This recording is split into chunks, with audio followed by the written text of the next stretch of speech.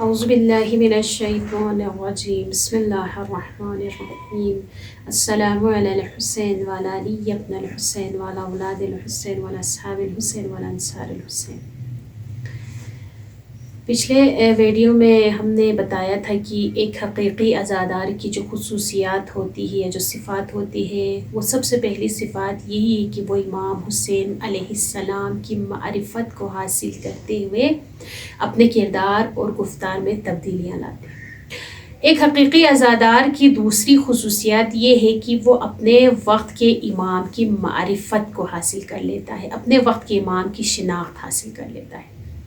یعنی حدیث میں آیا ہوا ہے کہ اگر کوئی شخص اپنے وقت کے امام کے معرفت کے بغیر مر جائے تو گویا وہ جاہلیت کی موت مر گئی۔ تو یہاں پر ایک حقیقی عزادار کی سب سے پہلی جو خصوصیات ہے وہ یہی ہے کہ وہ اپنے وقت کے امام کی کیا کر لیتا ہے، معرفت کو حاصل کر لیتا ہے۔ جس طرح کربلا میں حضرت ابوالفضل العباس کو اپنے وقت کے امام کی معرفت حاصل تھے اور وہ اپنے وقت کے امام کے ہر حکم پر سر تسلیم خم کرتے تھے،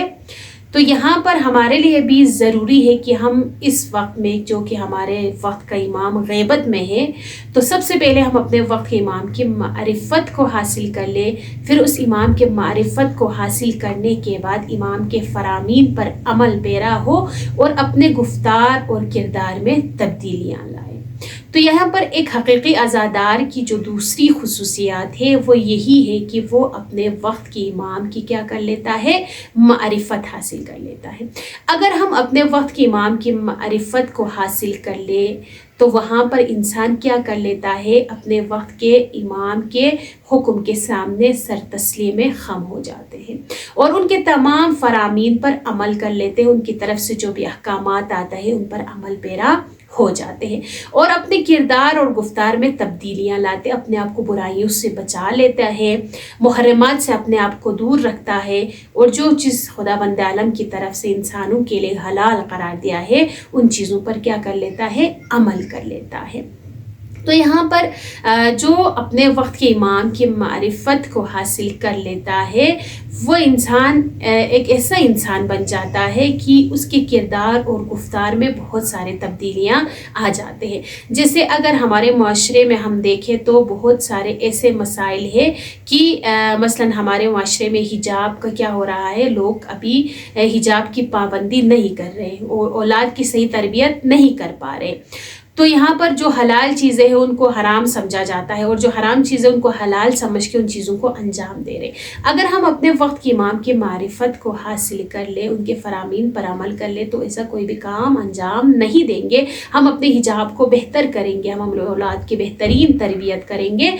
اور اپنے وقت کے امام کے فرامین پر عمل کریں گے، اور اپنے وقت کے امام کو اگر ہماری ضرورت ہو تو ہم اپنے جان کا نذرانہ بھی اپنے وقت کے امام کے لیے کیا کر لیتا ہے، دے دیتا ہے۔ جس طرح کربلا کے میدان میں جتنے بھی اعوان و انصار تھے ان کو اپنے وقت کے امام کی معرفت حاصل تھے، اس وجہ سے انہوں نے اپنے جان کا نذرانہ اپنے وقت کے امام پر کیا کیا،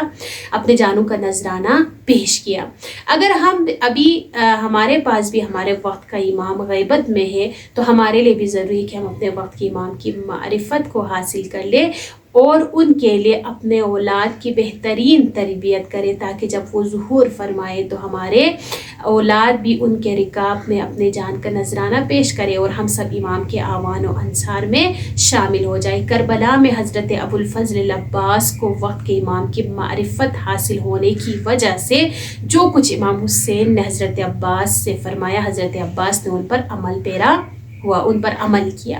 اس زمانے میں امام حسین کو شہید کرنے کا مقصد ہی یہی تھا کہ اس زمانے کے لوگوں کو اپنے وقت کے امام کی معرفت حاصل نہیں تھے۔ اگر اس زمانے کے لوگوں کو اپنے وقت کی معرفت حاصل ہوتے تو وہ کبھی بھی امام حسین علیہ السلام کو شہید نہ کرتے۔ تو اپنے وقت کے امام کی معرفت حاصل کرنا حقیقی عزادار کی خصوصیات میں سے ایک خصوصیت ہے۔ تو خداوند عالم سے دعا ہے کہ خداوند عالم ہم سب کو اپنے وقت کے امام کی معرفت حاصل کرتے ہوئے ان کے فرامین پر عمل کرنے کی خدا ہم سب کو توفیق دے اور ہمارے وقت کے امام کے ظہور میں تعجیل عطا فرمائے برحمتک یا ارحم الراحمین۔